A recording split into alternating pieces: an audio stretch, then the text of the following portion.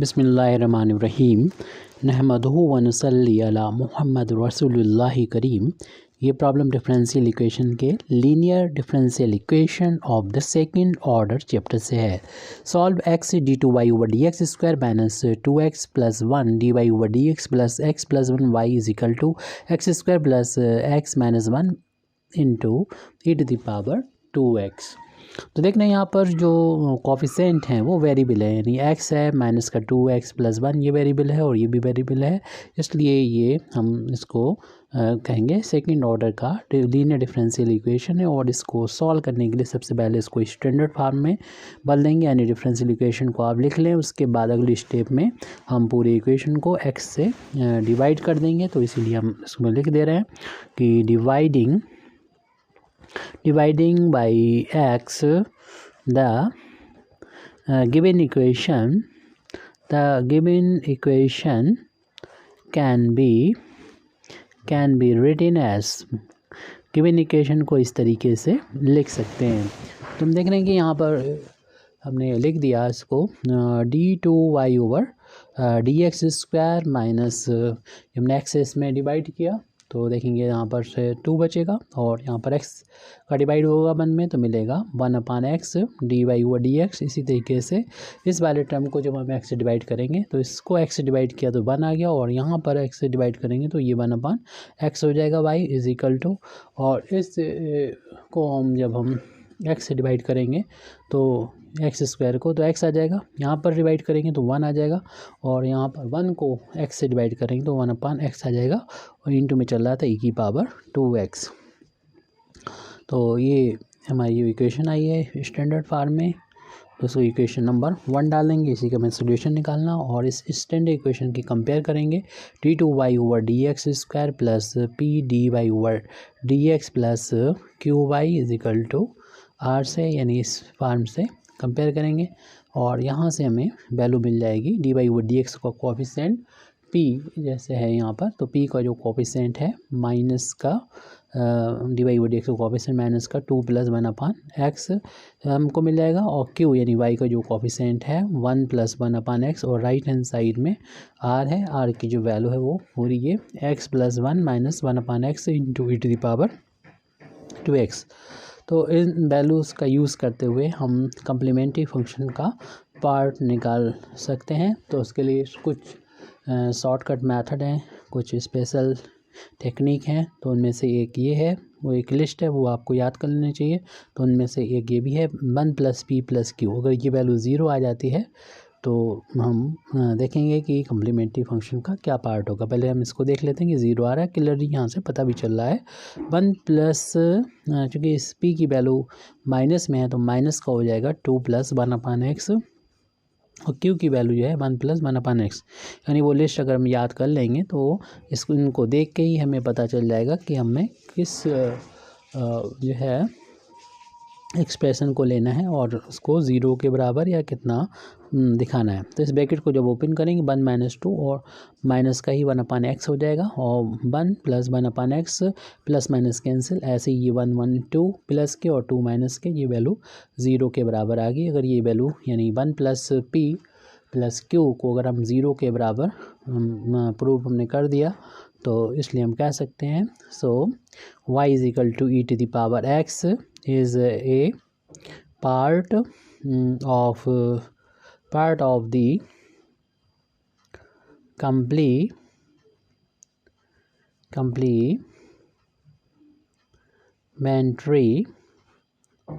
function। complementary ये function है, लेकिन इसका पार्ट है जिसे हम लोग यूजली u से डिनोट करते हैं, और हम मान लेते हैं जो इक्वेशन हमारा जो 1 है उसका complete solution y is equal to u into v मान लेते हैं, और इसमें चूँकि u का हमने e to the power x बोला है तो e की पावर x इंटू वी हो जाएगा। तो इसको हम अगले पेज पर डिटेल में लिख देते हैं।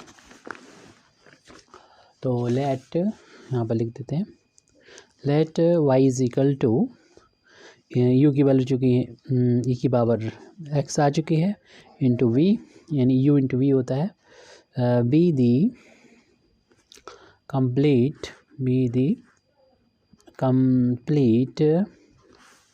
सॉल्यूशन ऑफ 1, यानी हमारा इक्वेशन नंबर 1 आ चुका था, जो मतलब गिवन इक्वेशन ही है, डिफरेंशियल इक्वेशन है, उसको हमने 1 कह दिया था। तो ये इतना देंगे तो वहाँ पर ये वैल्यू अगर हम इक्वेशन नंबर 1 में पुट करेंगे तो इक्वेशन 1 सेटिस्फाई होना चाहिए। लेकिन वहाँ पर तो हम देख रहे हैं कि इक्वेशन नंबर 1 में फर्स्ट डेरिवेटिव y के अलावा फर्स्ट डेरिवेटिव भी मौजूद है, सेकंड डेरिवेटिव भी मौजूद है, इसलिए पहले इनकी वैल्यू फाइंड कर लें और फिर इस इक्वेशन नंबर 1 को इससे सेटिस्फाई करा देंगे। हमारे पास अभी y की वैल्यू है, अभी हमें ज़रूरत होगी dy/dx की, इसलिए इसको डिफ्रेंशिएट करेंगे। तो फर्स्ट फंक्शन इसको मान लें, सेकंड फंक्शन का डिफरेंशिएशन, v का डिफरेंशिएशन, अब सेकंड फंक्शन वैसा ही as it differentiation of first e⁻x का e⁻x होता है डिफरेंशिएशन। अब हमें वहाँ पर इक्वेशन नंबर 1 में सेकंड डेरिवेटिव की भी ज़रूरत होगी, तो इसको फाइंड करने के लिए जो फर्स्ट डेरिवेटिव आया इसे अगेन x के रिस्पेक्ट में डिफरेंशिएशन करेंगे। तो इस टर्म का जब डिफरेंशिएशन करेंगे, first term as a differentiation of second, यानी d2v/dx² हो जाएगा इसका डिफरेंशिएशन, प्लस सेकंड फंक्शन वैसा ही और फर्स्ट फंक्शन का डिफरेंशिएशन, यानी e⁻x का e⁻x आ गया, यानी इसका डिफरेंशिएशन तो ये आ गया। अब इसी तरीके से इसका जब डिफरेंशिएशन करेंगे तो ये दोनों अलग चीज़ नहीं, तो इसको लिख सकते हैं हम ऐसे, या फिर हम दोबारा से बोल सकते हैं कि फर्स्ट फंक्शन किसी को मान लें, ये फर्स्ट फंक्शन ऐसे ही differentiation of second plus second function वैसे ही और फर्स्ट फंक्शन का डिफरेंशिएशन, यानी dv/dx। और ये जो वैल्यू है वो देख रहे हैं कि सेम है, एक जैसी है, तो ये 2 टाइम्स हो जाएगी। इस तरीके से हमारा जो सेकंड डेरिवेटिव है यानी d2y/dx² से लिखा जा सकता है e⁻x d2v/dx² प्लस ये 2 टाइम्स हो जाएंगे, 2 टाइम्स e⁻x dv/dx प्लस इसको लिख देंगे v × e⁻x। अब हमें जो first derivative second derivative find कर लिए हैं, तो इसे हम इक्वेशन नंबर 1 में अब यूज़ कर सकते हैं, तो इसीलिए इसको लिख देंगे using these in equation number 1। तो इक्वेशन नंबर 1 में इन सब का यूज़ कर लेंगे तो हमें मिलेगा। तो वहाँ पर देखिए इक्वेशन नंबर 1 में हम इसको रखेंगे। इक्वेशन नंबर 1 में तो सबसे पहले सेकंड डेरिवेटिव है, तो सेकंड डेरिवेटिव की वैल्यू हम यहाँ से देख के जो हमारे ऊपर ही लिखी है इसको लिख देंगे इस ब्रैकेट में। तो इसको लिख दे रहे हैं हम यहाँ पे e⁻x d2v/dx² plus 2 times e⁻x dv/dx plus v × e⁻x। उसके बाद माइनस का साइन है, उस माइनस के साइन के बाद में ये फैक्टर है, यानी 2 + 1/x इसको लिख देंगे, यानी 2 + 1/x। उसके बाद फर्स्ट डेरिवेटिव है जो हमने ऊपर फाइंड कर रखा है यहाँ पर, तो ऊपर देख लीजिएगा आप, यहाँ पर लिख रहे हैं हम e⁻x dv/dx plus v e⁻x। इसके बाद यहाँ पर हम देख रहे हैं कि हमारा ये तीसरा टर्म है प्लस का 1 + x ब्रैकेट में, फिर y की वैल्यू जो मानी थी उसको लिखेंगे, तो प्लस 1 + 1/x है और इसको e⁻x × v लिख देंगे। राइट हैंड साइड में कोई चेंज नहीं, ऐसे एज इट लिख देंगे, x + 1 - 1/x e⁻2x है। तो अब इसको हमें सिंप्लीफाई करना है, तो सबसे पहले तो हम देख रहे हैं कि पूरे इक्वेशन को हम e⁻x से डिवाइड कर सकते हैं, उसके बाद जो भी बचेगा वो हम लिख देंगे। अभी हम कोई भी ब्रैकेट ओपन नहीं करें, e⁻x से हर एक टर्म में चूँकि e⁻x आ रहा है, जैसे डिवाइड करने पर थोड़ा सिंप्लीफाई हो जाएगा, d2v/dx² plus 2 times dv/dx plus का v और माइनस में 2 + 1/x dv/dx प्लस v और plus 1 + 1/x × v। Right hand side में ये है x + 1 - 1/x और e की पावर यहाँ पर 2x था, e⁻x से डिवाइड हुआ तो 1 बचेगा e⁻x। अब उसे और सिंप्लीफाई करने की हम लोग कोशिश करेंगे पूरी इसकी सिंप्लीफाई करने की। तो हम देख रहे हैं यहाँ पर ये जो डेरिवेटिव नज़र आ रहा है वो है सेकंड डेरिवेटिव d2v/dx²। अब यहाँ पर फर्स्ट डेरिवेटिव के भी टर्म्स हैं, उनको भी देख लेते हैं। फर्स्ट डेरिवेटिव के जो टर्म्स हैं, एक ये टर्म नज़र आ रहा है, तो प्लस सेकंड का तो एक ही है और उसके लिए dy/dx का कोएफिशिएंट यहाँ पर 2 नज़र आ रहा है, वो लिख दें। और प्लस इसके बाद यहाँ पर ये ब्रैकेट ओपन होगा तो इस पूरे का इंटू जब इसमें होगा तो dv/dx का कोफिशिएंट एक में मिलेगा, लेकिन विद नेगेटिव साइन, क्योंकि माइनस यहाँ पर है तो इस साइन को माइनस कर लिए 2 + 1/x, ये हमें dv/dx का कोफिशिएंट और कोई नहीं मिल रहा है तो इसलिए dv/dx का कोफिशिएंट हम यहाँ पर लिख दे रहे हैं। 2 यहाँ से मिल रहा और ये वाला फैक्टर यहाँ पर आप ब्रैकेट ओपन करके भी दिखा सकते हैं। अब b के कोफिशिएंट को देख लेंगे। तो सबसे पहले तो यहाँ पर v का कोफिशिएंट यहाँ पर कुछ भी नहीं लिखा तो 1 होता है, तो 1 हो गया। और जब इस ब्रैकेट का इंटू यहाँ पर होगा तो इसका कोफिशिएंट माइनस का ये पूरा ब्रैकेट यहाँ पर मल्टीप्लाई होगा तो 2 + 1/x हो जाएगा। और यहाँ पर भी v का कोफिशिएंट ये यानी 1 + 1/x ये आ गया। अब ये तो v का कोफिशिएंट हो जाएगा, यानी v से मल्टीप्लाई कर दें और राइट हैंड साइड में no change without any change ऐसे लिख देते हैं x + 1 - 1/x और e⁻x। अब इसे देखेंगे सॉल्व करके तो यहाँ पर हम देख रहे हैं कि ये कुछ हद तक ये ब्रैकेट ओपन होगा तो 1/x माइनस का और ये प्लस का कैंसिल और 2 ये माइनस का और 1 1 2 प्लस का कैंसिल हो जाएगा, यानी v का जो कोफिशिएंट है वो 0 हो जाएगा। तो हमारे पास ये टर्म बचेगा। इस ब्रैकेट को भी ओपन करेंगे तो 2 माइनस का प्लस का कैंसिल हो जाएगा और ये माइनस का 1/x बचेगा dy/dx का कोफिशिएंट। तो ये सेकंड डेरिवेटिव लिख देंगे d2v/dx²। इसके बाद ये माइनस का साइन हो जाएगा, इसमें 1/x dv/dx होगा और इसमें राइट हैंड साइड ये 0 हो गया। राइट हैंड साइड में जो बचा है वही लिखेंगे x + 1 - 1/x और e⁻x। और जो dv/dx है इसको थोड़ी देर के लिए हम एक नई क्वांटिटी मान लेते हैं, यानी dv/dx को अगर हम इसको p से डिनोट कर दें तो इसको डिफ्रेंशिएट करेंगे x के रिस्पेक्ट में d2v/dx² मिलेगा। तो यहाँ पर इसका डिफ्रेंशिएशन dp/dx मिलेगा। तो इस वैल्यू को हम अब इस इक्वेशन को इस तरीके से लिख सकते हैं। तो हमारी इक्वेशन ये जो इक्वेशन हम इसको अगर कुछ डाल दें तो इक्वेशन नंबर चलिए ऐसे ही इसी इक्वेशन को हम कह सकते हैं डालना होगी, क्योंकि बताना होगी इक्वेशन नंबर 2 जो है। तो मान ले ये और फ्रॉम इक्वेशन नंबर हम 2 ऐसे कर सकते हैं। इक्वेशन नंबर 2 से इसकी वैल्यू क्या हो जाएगी, सेकंड डेरिवेटिव चूँकि dp/dx आ चुकी है माइनस फिर 1/x है और dv/dx पीछे देख लीजिएगा p को माना है, राइट हैंड साइड में कोई भी चेंज नहीं, x + 1 - 1/x और e⁻x है। और इस इक्वेशन नंबर 1 डाल दें और हम इस इक्वेशन की कंपेयर अगर dy/dx + py, ये कैपिटल में p है, y इस p से वो अलग है और = q से करें, यानी लीनियर डिफरेंशियल इक्वेशन से जिसका सोल्यूशन निकालने के लिए सबसे पहले तो इंटीग्रेटिंग फैक्टर निकालते हैं जो कि e⁻p/dx होता है। फिर इसका सोल्यूशन लिखते हैं y into integrating factor q into integrating factor into dx + constant of integration, इसका फार्मूले का यूज़ करते हैं। तो यहाँ पर p y की जगह पर हमारा जो कि p है और ये p की जगह पर माइनस का 1/x है, तो इंटीग्रेटिंग फैक्टर इस हमारे इस इक्वेशन नंबर चूँकि 2 तक हो चुका था तो 3 डाल देते हैं। तो इक्वेशन 3 के लिए इंटीग्रेटिंग फैक्टर हो जाएगी e⁻ में p की जगह पर हमारा -1/x है और माइनस को अगर बाहर ले लें तो 1/x का इंटीग्रेशन जो होता है वो log x होता है और हम लोग को यहाँ 1 का इंटू मान सकते हैं। पावर -1 है तो उसको पावर में ले जा सकते हैं log की प्रॉपर्टी से, पावर -1 हो जाएगी, e से log हट जाएगा, ओनली बचेगा x की पावर -1 जिसे हम लोग 1/x लिख देंगे। इंटीग्रेटिंग फैक्टर आ गया और इस फार्मूले का यूज़ कर लेंगे हमारा p की जगह पर, यानी डिपेंडेंट वेरिएबल जो है y की जगह पर हमारा p है। तो p into integrating factor = formula होता है q जो होता है राइट हैंड साइड में जो होता है वह होता है। तो q जो है वो पूरा ये वैल्यू लिखी इसको लिख देंगे,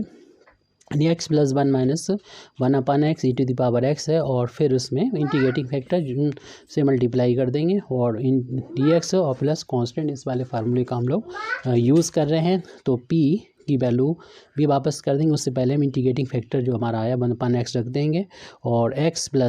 1 - 1/x e⁻x और integrating factor 1/x dx plus का c और इसको बस इंटीग्रेट करना होगा हमें। तो p की वैल्यू भी वापस कर देंगे, उससे पहले हम x को पहले लिख दें, x इंटू p = और यहाँ पर